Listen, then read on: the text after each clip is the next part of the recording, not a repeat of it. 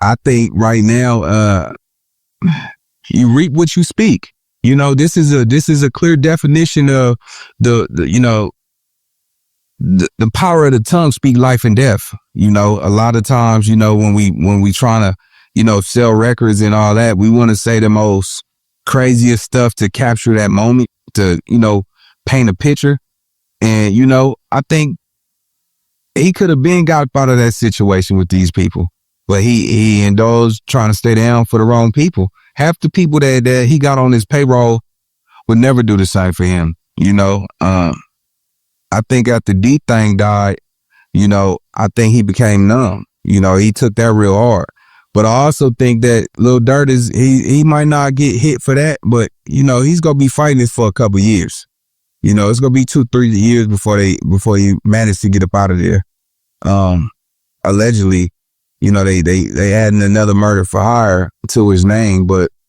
Yep, and I was going to get to that point. So just the other day, we found out that they added another murder for hire charge into his indictment, where he hasn't been accused yet, but it was mentioned as a part of his, you know, a part of his case that he was being implicated in a murder for hire of his brother, or for the guy who's accused of shooting his brother D-Thing. You know what I mean? Yeah. So that puts him in a weird position. What do you think, man? Because at this time, he's not charged for that, but you already got one murder for hire case, and then you have another one pop off. I mean, the judge is going to look at you like you're running some sort of criminal operation from this point. Man, they gonna make it stick. I feel like Durk, man, he switched roles. He got up out of his character, you know. Everybody always thought he was the shy, quiet one, paranoid. His eyes was big. He was somebody, you know, that it was pretty much, you know, you had to keep your road dogs around to stay down. And, you know, I think he had a big heart. I think after Von died, you know, that was it. You know, that was his protector. I think he had to mess with King Von. King Von was a good spirit, but he was also a killer. You know, but everybody, you go by that slang, you know, that slogan, you're not a real one till you kill one. And to me, it's just crazy because most of these young dudes that's listening to Durk music don't realize that's cool once you get that recognition from the people who don't got shit.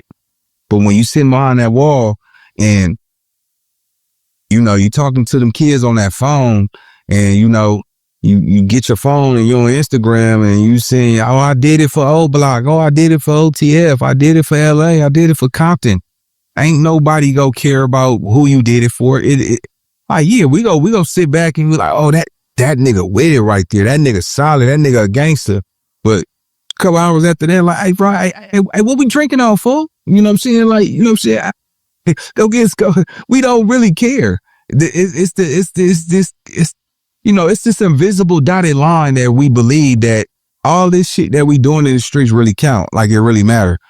Nobody care, man. We got our own problems, man. You know, mother asked me, what's up, nigga, car note, rent, all that shit, you know? Man, I ain't gonna lie, man. I thought we got in this shit, I mean, to get up out the hood, you know, and it's crazy because once you make it up out the hood, you're not looked at as the same no more. Oh, that nigga he ain't looking out for me. He ain't no dude like that, you know. So we put down the people who actually make it, you know. I think Durk tried to stay down because he had the money. He had too much money. Like, what you gonna go do? Go hide and tuck your tail and live your life with your family, or are you gonna stay down with your road dogs because you still doing that type of music? And that will pushes us to stay down in the wrong environments because of the lyrics and the music we putting out. I think Durk is definitely gonna go to jail. I think he's gonna do some time. I'm not gonna lie to you. Man, yeah. And that was the question, really. So do you think that there's any way that he beats this? Nah, he ain't gonna beat this. It's impossible. It's impossible, you know, for him to beat this. Now, do I think he's not the shooter at all? No. We got this thing called, you know, conspiracy, you know, the Ricos and all of this. They can tie, all it takes is one person to tie him into any of this and he's through. They want him. I don't know if they came knocking at his door for him to cross over to the other side. Because, you know, like Dang Dad said, man, most of them dudes got 30 years. A new regime is coming. All the big dogs that's been around for all this time, you know, they scouting for new members, new recruits. And I assume they wanted Durk, you know, and he just didn't take that ride, and look what happened, you know. Yeah. Now, on the flip side, you got the YSL situation. So you have Young Thug basically getting time served for his RICO case in Georgia, which was the longest running case in Georgia state history, right? So he gets time served as his sentence, but he also gets, well, on top of that, he gets to go home that day. But also, he's got 15 years of probation, man, which is rough, man, rough. That Negro stupid. That was the dumbest for somebody. He's a smart dummy. I gotta say that. He was tired. You know, he was a millionaire before he went to jail. He felt like his living quarters was inhumane and he couldn't do another day. I actually believe, look how many people who just beat the murder case. Like he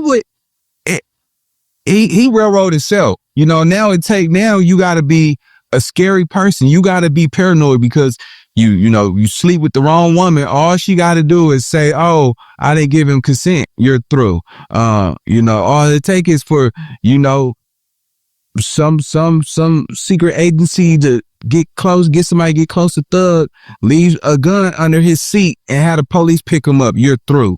Like the way his life is now, it's like he walking on eggshells for the next 10 years. You know, I think. He was scared. He was scared when it all boiled down. You know, I even heard him say, "I think we all need to fall. We all need to lose so it could wake us up and remind us what we're really here for." That came out of Thug mouth, right? And I think that he wasn't willing to fight the fight. You know? Nah, that's well said. Now, in closing, I just wanted to ask you about one more thing, man. You got a whole situation going on over in Chicago, and I saw you talking about this a little bit with FYB J Mane. Now, J Mane is a guy, he's from 63rd. He's doing this push and peace thing. He's like really big on the push and peace, but he went over to O Block and he had a little situation. Now, what do you think about what played out with FYB J Mane and O Block? I think J Mane, you know, his heart, God, whatever God got for J Mane, he's really showing it. But J Mane, you know, I think that his mission was all wrong. I think he showed us that he was a coward in a time of standing for real peace. You know, sometimes you got to become Malcolm to become Martin. You know, you got to be Malcolm just to become Martin. You know, Malcolm X was, you know, hey, they come to that door, we gonna handle our candle. And Martin was nonviolence. Sometimes I really feel like you gotta be Malcolm to become Martin. And looking what J Mane did, he didn't do that out of good grace for his heart. You know, Say Cheese and Rainwater paid him $10,000 each to go do that. And that's the only reason why he did that. And then when it came time, like, you gotta be the most dumbest dude to wear your jury over there for number one. That's just a spit in their face. Showing them you get money. Yeah, you made it out and you pretending like you want peace. And it was like, take that music down. You should have been took the music down. You toting chopsticks and all of that, you know, in those videos, dissing they dead ops and they homies, and you go over there and said, "Oh man, you know, it's even on both sides." I don't think he was the right person for the job. I think Tay Savage should have probably been a person that narrated that piece. But, you know, ain't nobody over there. Chicago is not different from LA. Ain't nobody finna go promote peace without no money. Cause we ain't trying to hear that. You know, why now? Like them young niggas said, why now? No, don't come over here now. You got a little money. You got your little diamond charm pendant box and all that, bro. Like, no, they not trying to hear that. But I think when he walked away, he got scared. He wasn't there, pushed peace and showed it.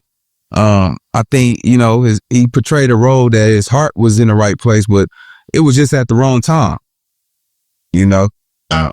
Nah, and it seemed like that because when he walked away because of the guy edogg had stepped up, it seemed like a smart move at the time, but even going into enemy territory like that it's pretty crazy because, you know, that's a whole neighborhood of his enemies. You know what I'm saying? No, bro, I would have socked the snot out of, edogg. Man, I beat the shit out of here. Man, sit your little cow there.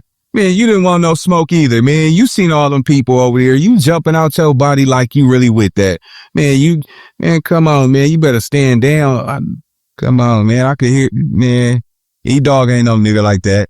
And J Mane is just a buster. He's just a buster. You know what I'm saying? And everybody praising him because, he came with the lingo and salute to it, man. I think his lingo got him far. But, he was the same dude crying for help, talking about he's sleeping in his car and won't nobody help him. But we ain't really seen. I remember that time. It's funny how nobody remembers that, man. But I remember that. You know what I'm saying? Yeah. Like, it's wild. I guess it's a blogger thing. Like, people who are really tuned in, they remember all those things. They remember all that stuff, all that footage, everything that was involved in those times. But yeah, man, J Mane, there was a time where he was like doing videos from the car and he was like, man, asking, Bandman Kevo for money and stuff like that. It's funny how that goes away quick, man. Yeah, but you also got to realize J Mane just recently said, like, if you put him in danger, he go get down on you. He go snitch. If you put him in a situation where he got to snitch, he's going to snitch.